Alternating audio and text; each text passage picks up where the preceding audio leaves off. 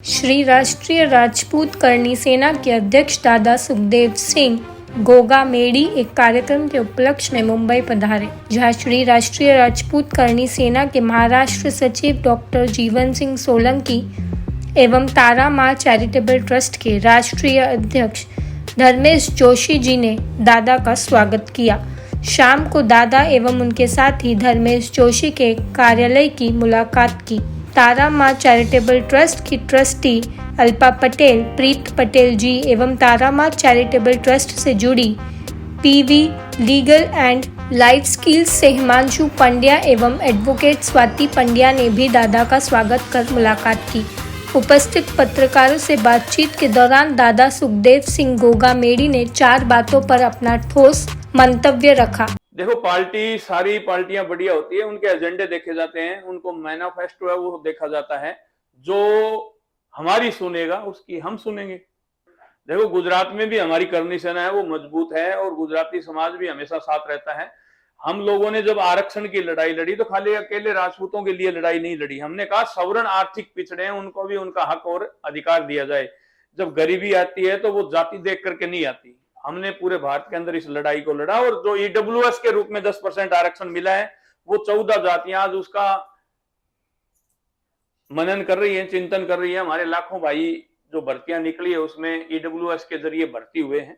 तो ये बहुत बड़ी करणी सेना की जीत है। तो ईडब्ल्यूएस सरकारों से लड़ करके लिया है। तो क्षत्रिय कभी अपने लिए नहीं जिया, क्षत्रिय का इतिहास रहा है, कभी अपने लिए नहीं जिया।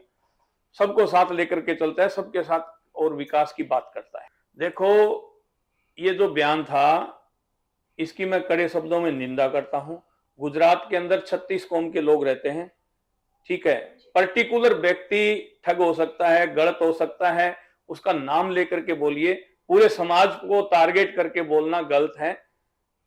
इसको हम कतई बर्दाश्त नहीं करेंगे। उनके खिलाफ एफआईआर भी हमारी करणी सेना ने करवा दी है। पीआई से 1-2 दिन में मिलकर के बात करेंगे। पीआई कार्रवाई करता है तो ठीक है, अगर उसमें एफआईआर लगाने की कोशिश करता है तो हम कोर्ट जाएंगे। कोर्ट से भी काम नहीं चलेगा तो हम धरना प्रदर्शन करके इसका पूरा पुरजोर विरोध करते हैं।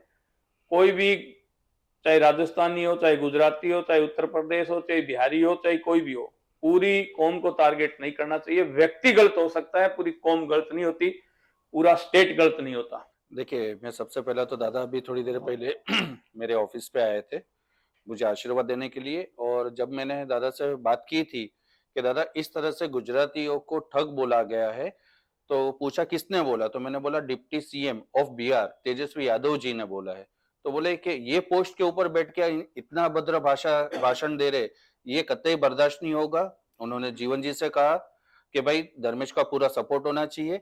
और आज जब खुद मुंबई आया है तो आज एक छोटा सा कार्यकर्ता हूँ, छोटा भाई हूँ उनका, तो आशीर्वाद देने मेरे ऑफिस पे भी आए और उन्होंने पूरा समर्थन दिया है। जिस तरह से दादा अभी जो बोल रहे हैं कि सत्ता के लिए वो कौन इंसान किस तरह से काम करता है, तो ये गलत बात है। आज जैसे मोदी जी के भी विचारधारा दादा ने बताई कि किस तरह से वो चल रहे, एक सनातन धर्म को लेके चल रहे। दादा खुद आज सनातन धर्म को लेके चल रहे, ना कि सिर्फ राजपूत सेना को साथ में लेके चल रहे। उनका एक ही स्लोगन है, हमेशा एक ही बात बोलते हैं, जहां तक मैं सुनता हूँ, मेरे से बात होती है कि जितने भी हिंदुत्व के धर्म है वो सबके लिए मैं खड़ा हूँ। अगर कोई इस तरह से अभद्र भाषा करेगा तुच्छ काम के लिए, एक कुर्सी के लिए, तुम किसी जात के ऊपर कर रहे हो।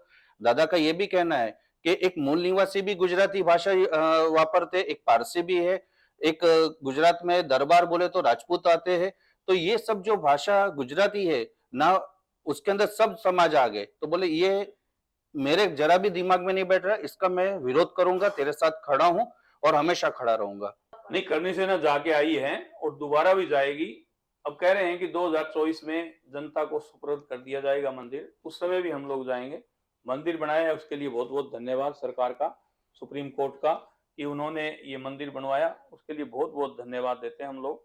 और जब भी जनता को मंदिर सौंपा जाएगा तब हम जाएंगे। हमें उसके अंदर थोड़ा सा एक हमें दुख है कि जो अयोध्या की धरती है वो जयपुर के दरबार मान सिंह जी की थी, राजा जय सिंह के।